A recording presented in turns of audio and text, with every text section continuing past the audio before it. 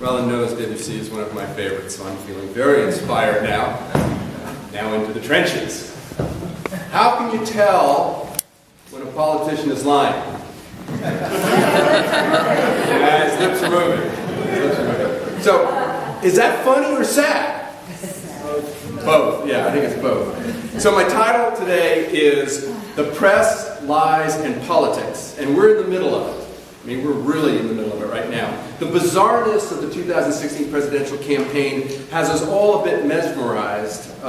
Jim Taylor of the Huffington Post puts it this way. He says, "This is the quadrennial contest for deception, misdirection, fact-bending, half-truths, and downright lies. In other words, the challenge to win the hearts and minds of voters." This penchant for deception shouldn't surprise us, certainly. Campaigns tend to bring out our worst. But even on off years, we don't really trust politicians. The Pew Research Center poll from last summer said that 29% of respondents said they would describe our elected officials as honest. A similar poll in June said 8% of respondents said that Congress has either they have quite a lot or a great deal of confidence in Congress. 80%. 8. It hasn't always been this way. There was a time when the public more fully trusted our elected officials, but today we constantly seem to be comparing and sharing examples of political lying. Bill Moyers, who I feel like is an incredibly honest individual, there's a website that he has the 10 biggest political lies in history, and most of them are fairly recent, which is a little scary. Perhaps to indicate a level of nonpartisan neutrality, he begins with Obama, citing that Obama said over and over and over again, if you like your health plan, you can keep it. And for those who lost their health plan, this wasn't true no matter how often the president repeated it. The list continues. George Bush and Cheney telling us there were no weapons of mass destruction in Iraq. I mean, that there were weapons of mass destruction in Iraq. Bill Clinton, who swore he did not have sex with that woman. Reagan denying the Iran-Contra deal of arms for hostages. Nixon categorically denying any White House involvement in Watergate.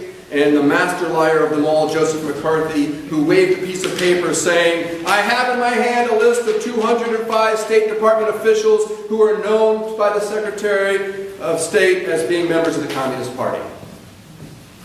If you're old enough to remember that, then you're old enough to remember that we had a government we could trust at one point. Senator McCarthy was really the most despicable of liars. He had no character, no integrity, no shame. And those are qualities that are increasingly less likely to see in today's political environment, which is sad. Now, I've read about my grandfather, a lifelong public servant, being a man of character and honesty. And while I disagree with a lot of the conservative philosophy of Robert Taft, he was known for his remarkable consistency and integrity. A couple of 100 yards from the Senate floor, there's a memorial to him which has etched in stones the following words: "A tribute to the honesty, indomitable courage, and high principles of free government." And I do wish there were more people like him in politics today. But I cannot put him on a pedestal because to me the sorriest part of his career was early on his support for McCarthy, one of the most dishonest politicians we've ever had. Taft eventually marginalized and condemned McCarthy for lying and distorting and bullying, but early on he encouraged the young senator to make trouble for the Truman administration.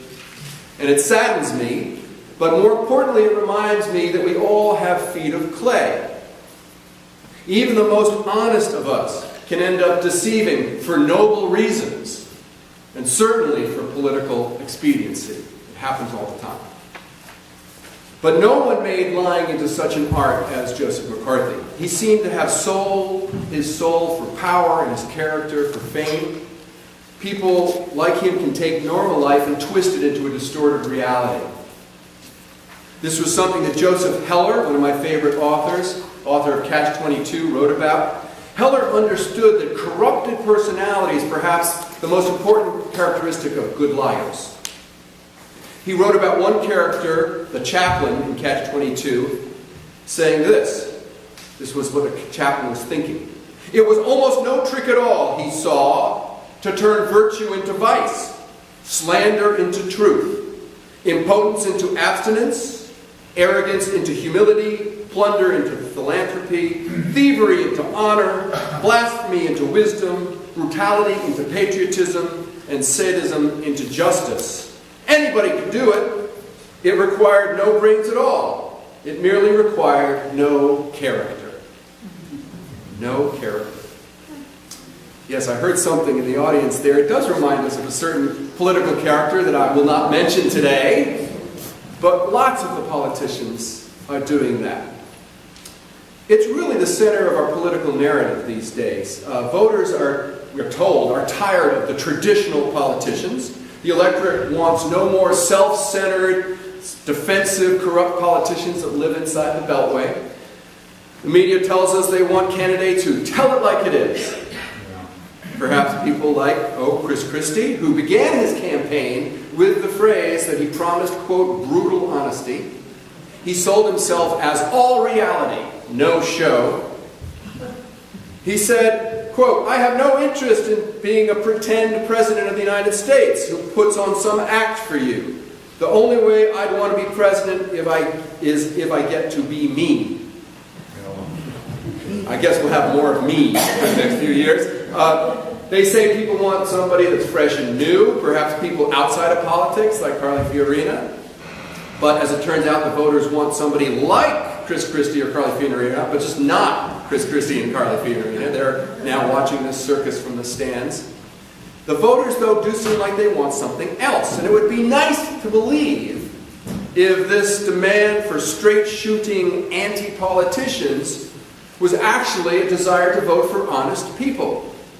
It would be a relief to know that we might be able to elect a president who cannot tell a lie. Right? Unfortunately, even that story about our young George Washington not cutting down the cherry tree or cutting it down and telling the truth is a lie. That was a lie written by a Mason Locke Weems, a reverend. But that story about our first president is made up, but we hold on to it as a myth because I believe underneath it all we really do believe in truthfulness as a virtue in this country. But candidates today don't try to look like the fictitious founder of our country. Columnist Richard Cohen puts it this way. Today, quote, they lie with abandon, and when caught, they double down. You could call it the art of the deal, end quote. When caught lying, they just keep lying and lying again. And it often works because of what's known as the illusory truth effect. This is a psychological tendency for people to begin to believe a claim is true when they hear it many times, even when they know the claim is not true. Which is weird. Carly Fiorina tried to do that, using over and over again the claim that there were these existing horrible fetal vivisection videos, despite the fact that it was proved that none of these existed. But she went over and over and over again, leading again, Richard Cohen described her as, quote, the woman does not have truth in her. But I don't want to pick on Fiorina. That was just an example because all politicians engage in this these days. And when caught, they usually do one of three things. They either increase the frequency of the lie, or they play the victim and blame other people, or they deny, or all of them, right? One after the other. They also seek to cover up themselves with elaborate euphemisms. They always say things like they were misrepresented, or quoted out of context, or they had their words distorted, or they were victims of vicious character assassination. The latest food fight between Cruz and Rubio, I mean, my goodness, it's like children. You lie, no, you lie, no, you lie. It goes on and on and on. Neither of them is willing to back down an inch either. Because it's dangerous to admit you lied. On the rare occasions when politicians do say this, they often lamely apologize, saying, oh, I misspoke, or I exaggerated, or I underestimated, or I overestimated. The public usually accepts these lies, and the people who support the politicians are the first to forgive and forget. Most politicians don't pay a price for lying, even though most politicians know that they are lying. They know it, but because of a cost-benefit analysis, they decide it's worth it. In other words, lying is carefully calculated. This is one thing Daniel Ellsberg found out, activist, former military analyst, discovered on his road to political disillusionment that lying was an art form. He talked about how Truman lied about the French involvement in Vietnam, how Eisenhower lied about U.S. support for South Vietnamese dictator Diem, how Johnson lied about the Gulf of Tonkin resolution and bombing strategy, how Nixon lied about Laos and Cambodia, and so on and so on. And Ellsberg learned about the centrality of lying in American politics, but he drew a more significant conclusion, not about the politicians, but about us, you and me.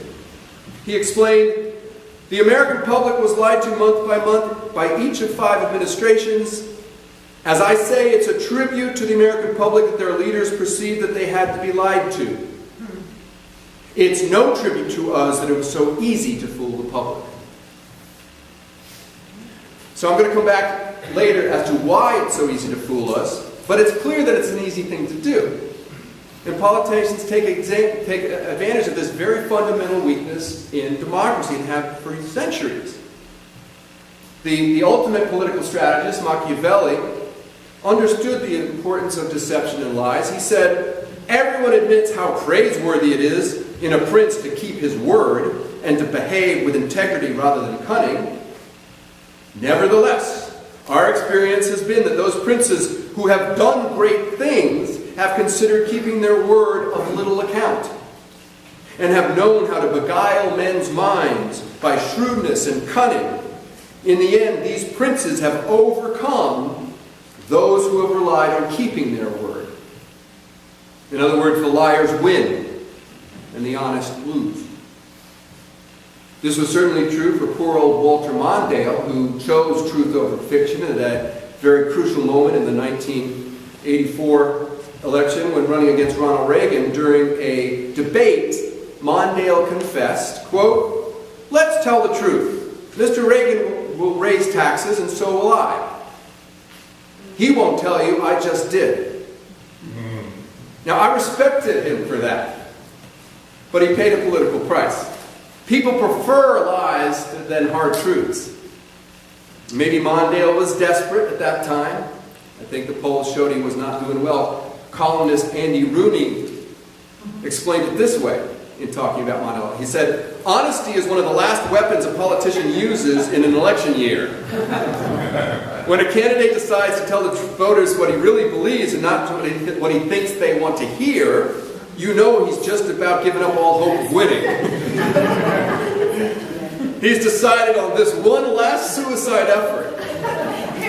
It's 100 to 1 shot, but even if he loses, being honest, he will cleanse his soul. So maybe Mondale chose to cleanse his soul, but he lost to a Hollywood actor polished at telling the audience what they wanted to hear. And telling us what we want to hear is probably the most effective tool that politicians are using today. Advances in psychological research has shown that what we really crave, each of us, is being told what we already believe. That's what we want. We don't like processing evidence when it contradicts our current beliefs, and it makes us anxious. One psychologist, Jan O'Connor, showed that human beings often choose to reduce anxiety by ignoring evidence that contradicts previously held beliefs. We're easy prey to the confirmation bias. And that is a bias which means that we tend to search out information that confirms what we already believe. New Yorker contributor Joe Keohane points out that an increasing body of research shows how much we have emotional attachments to our beliefs. And he says, if we believe something about the world, we are more likely to passively accept as truth any information that confirms our beliefs, and actively dismiss information that doesn't. This is known as motivated reasoning. Whether or not the consistent information is accurate, we might accept it as fact, as confirmation of our beliefs. This makes us more confident in said beliefs, and even less likely to entertain facts that contradict them. When we get information that contradicts our facts, we have this cognitive dissonance, this uncomfortable tension and anxiety that we want to get rid of. It leads us to deny or avoid the information we don't want to hear. I really understood this tendency years ago when I read a book called When Prophecy Fails. It was a very interesting sociological study by Leon Festinger about a 1950s cult of people that believed that the world was ending and that aliens were coming to take them away and save them because they had faith. Sounds a little familiar, doesn't it? More end times nonsense. Anyway, needless to say, this group was disappointed when the aliens didn't show up. Some left the group, but the interesting thing about the book was that more than half of them stayed and even believed more in their beliefs than beforehand. They redoubled their faith.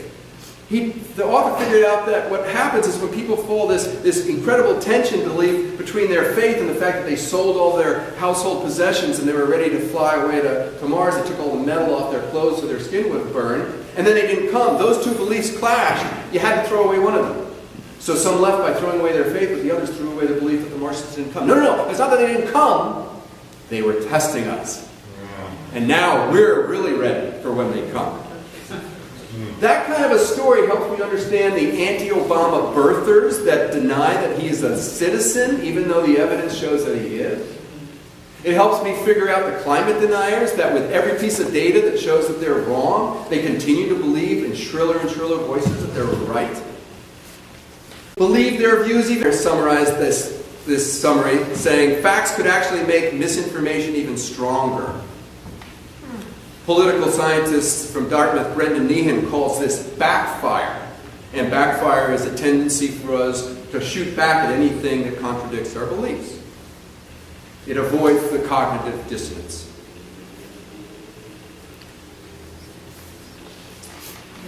Well, I would like to believe that I'm personally above all of this. I'd like to believe that because I'm well educated and I have good innate rationality and careful habits of thought, that I'm relatively immune to the misinformation campaigns that we have. No such luck. Another study at Stony Brook University indicated that the politically sophisticated thinkers are the least likely to change their views. The smarter people seem to be, the less likely they would be open to the chance that they might be wrong. If you're used to being right, there's a good chance that you're not going to change your beliefs. That makes me a little disappointed. I hope my 25 years of teaching high school students didn't push them towards being less likely to take in contradictory information. But it does run into one of the problems that we have. How do you figure it out? I talked a couple of weeks ago about how we have so many sources from news right now. To get all the information and compare them and analyze them takes forever, so we tend not to do that. Truth is elusive. So, what are some of the solutions? Let me conclude by talking about a couple of possible solutions. First, let's start with our aversion to facts that contradict our beliefs, how we get by them. We're fed these by politicians and by the media all the time. How can we see the world more clearly? Mark Tascott, who is the executive editor of a conservative newspaper called The Daily Caller, offers a solution that places responsibility on the source of the misinformation. He asks rhetorically, how about our political leaders in both parties stop lying? Cease putting partisan self-interest ahead of the common good and start facing the stark truth about why Washington does not work and isn't believed anymore, even if it means losing an election. That'd be nice. That'd be nice. Laissez-faire approach. A more regulatory solution is offered by CNN contributor Richard Gabriel. He points to the fact that, look, professions around the world have codes that you're held to or you're punished if you violate them. I mean, sports organizations can fine, suspend, or ban players for bad conduct on or off the playing field. Lawyers, one of the few groups in the world lower on the most trusted scale than politicians, unfortunately, have their license revoked if they misstate the law or mislead the court. And that's a 24/7 standard for all times and all places, inside or outside the courtroom, so I've been told. Nixon and Clinton both lost their licenses for conduct during their presidency, even though that conduct had nothing to do with their practicing law. And Gabriel asked, why don't we have the same standards for our presidential candidates?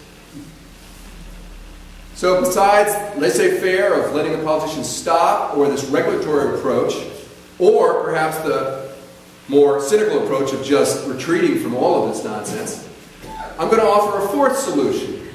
And that fourth solution is about the fourth estate, otherwise known as the media. We can demand more from our press. Some people say we can't because the press just seems to be an arm of corporate America these days, that trying to sensationalize and sell more advertising sometimes. But Tapscott holds out hope. He says it's not too late to remember that our jobs as media is to hold all of the politicians' feet to the fire, not to sing along with their hallelujah choruses. And that's what the great media heroes of our country have done. I wish we would celebrate great media heroes, have holidays for them, and you can pick whoever you want. How many people remember Edward R. Murrow as he stood up against McCarthy? Brilliant. Katharine Graham, who despite pressure from the White House, stuck to the eyes on the prize in journalism and busted Watergate. Seymour Hersh, who resisted both skepticism and the Pentagon to prove the horror of the My Lai massacre. These are great victories for truth over fiction, and we should celebrate them. Public good over private power. So can we demand the same? Can we only watch those news outlets that tell us more balanced information? A fifth solution that comes back to something I said earlier is, can we demand more from ourselves, the consumers of information? Do we have to accept the fact that human beings are vulnerable to confirmation bias? If we know that, can we counteract it at all? Do we have to act on our tendency to reject anything that threatens our pre-existing beliefs or biases? Maybe we need to be more self-aware and willing to strengthen our personal identity and moral integrity so that we're not so vulnerable to our own fear of admitting that we were wrong. Maybe we have to do that better. Professor Meehan's work suggests that people who feel better about themselves are more flexible and open to new ideas. Those with higher self-esteem are more readily able to accept new evidence that challenge their beliefs, his studies show. One study, he gave people a self-affirmation exercise, one control group and then another group not. And he found out that the group that did the self-affirmation exercises tended to accept new information more readily. He concluded, in other words, quote, if you feel good about yourself, you'll listen. And if you feel insecure or threatened, you won't.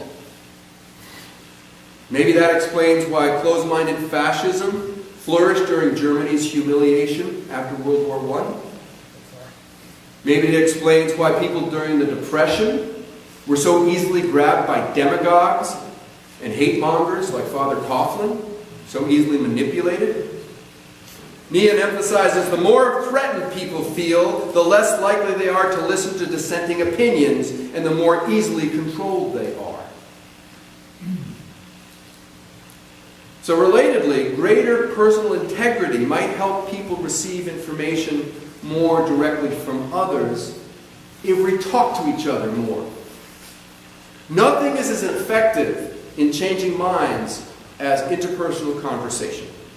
One study in 2000 called, this was the name of the study, Misinformation and the Currency of Democratic Citizenship, suggested that when you get data directly from another person you're speaking with, you're going to accept it more readily than if you get it from other sources, reading, print, audio. It suggests that when you have conversations with a person, you're more likely to change your opinions because face-to-face conversations engender trust and open you up to another person. It makes evidence more palatable. And this brings me to my final, almost obvious conclusion about lying and why it's so antithetical to ethical humanism.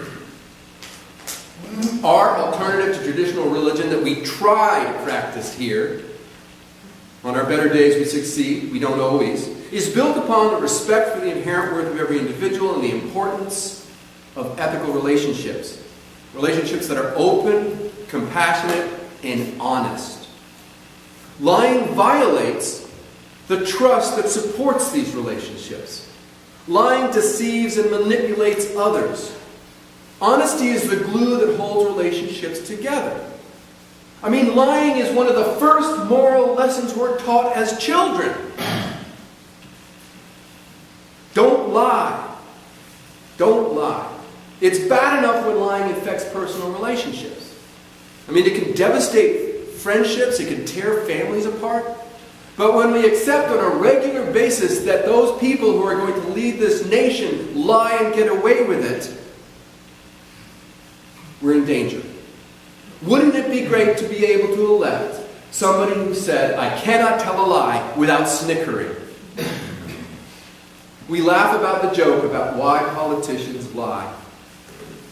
It'd be a nice joke to put away. We should expect our leaders to tell the truth. Shouldn't they pay a price for misspeaking and exaggerating? Now, I'm not saying that you always have to bluntly tell the truth all the time.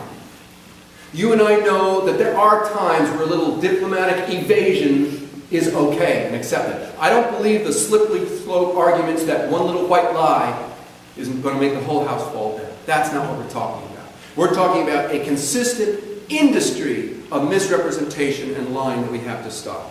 We have to find a way to reward honesty in politics rather than honor those people who tell us what we want to hear. We have a chance to do that now. We have a chance to demand honest politicians and an open media. But we first have to make sure that we are ready to hear it. Thank you very much.